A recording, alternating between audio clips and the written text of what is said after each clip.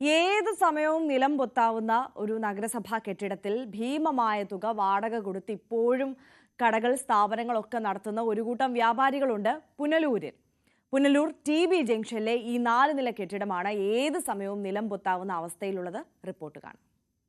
കോട്ടയത്ത് medical college ആശുപത്രി കെട്ടിടം തകർന്ന പശ്ചാത്തലത്തിൽ ജനങ്ങളിൽ ആശങ്ക വളർത്തുകയാണ് ഈ കെട്ടിടവും.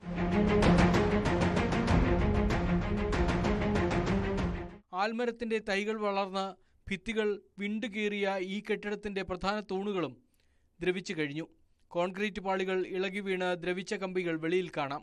എന്നാൽ അധികൃതർ മാത്രം ഇവയൊന്നും ഇതുവരെയും കണ്ടിട്ടില്ല. നൂറുകണക്കിന് വ്യാപാര സ്ഥാപനങ്ങൾ അടക്കം പ്രവർത്തിക്കുന്ന ഈ കെട്ടിടങ്ങൾ ഏതാണ്ട് നിലം പൊത്താറായ അവസ്ഥയിലാണെന്ന് നിരവധി തവണ അധികാരികൾ തന്നെ വിലയിരുത്തിയിട്ടുള്ള ഈ കെട്ടിടം അടിയന്തരമായി പൊളിച്ചു നീക്കിയില്ല എങ്കിൽ വരും ദിവസങ്ങളിലെ പത്രങ്ങളിൽ ഒരു തീരാ ദുഃഖമായി, പുനലൂരുകാരുടെ ഒരു വലിയ ദുഃഖമായി, ചിലപ്പം ഈ പറയുന്ന കഴിഞ്ഞ കാലങ്ങളിൽ ഉണ്ടായിട്ടുള്ള വാർത്തകൾ പോലെ മരണസംഖ്യ 1-ലോ 10-ലോ അവസാനിക്കാത്ത ഒരു അവസ്ഥയിലേക്ക്, നൂറുകണക്കിന് വരുന്ന മരണസംഖ്യ ഉണ്ടാവുന്ന ഒരു അവസ്ഥയിലേക്ക് പോകാതെ ഈ പറയുന്ന സംഭവങ്ങൾ ഉണ്ടായതിനു ശേഷം നടപടിയെടുക്കുന്നതിന് മുമ്പായി ഇത് അടിയന്തരമായി തന്നെ ഇത്തരം വ്യാപാര സ്ഥാപനങ്ങളുള്ള ആൾക്കാരെ ഒഴിപ്പിച്ച് മനുഷ്യന്റെ ജീവനും സ്വത്തിനും സംരക്ഷിക്കാൻ ആവശ്യമായ നടപടികൾ അധികാരികൾ കൈക്കൊള്ളണമെന്നാണ് ഉദ്ദേശിക്കുന്നത്.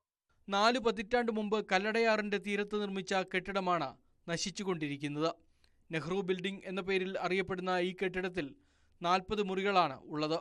1.5 പതിറ്റാണ്ടിനിടെ പുനരുദ്ധരിക്കുകയോ അറ്റകുറ്റപ്പണികൾ നടത്തുകയോ ചെയ്തിട്ടില്ല.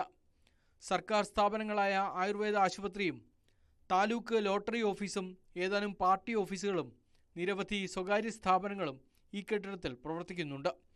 കെട്ടിടത്തിന്റെ അപകടാവസ്ഥയിൽ ഭയന്ന ചിലർ സ്ഥാപനങ്ങൾ ഉപേക്ഷിച്ച് ഒഴിഞ്ഞു പോയിരുന്നു.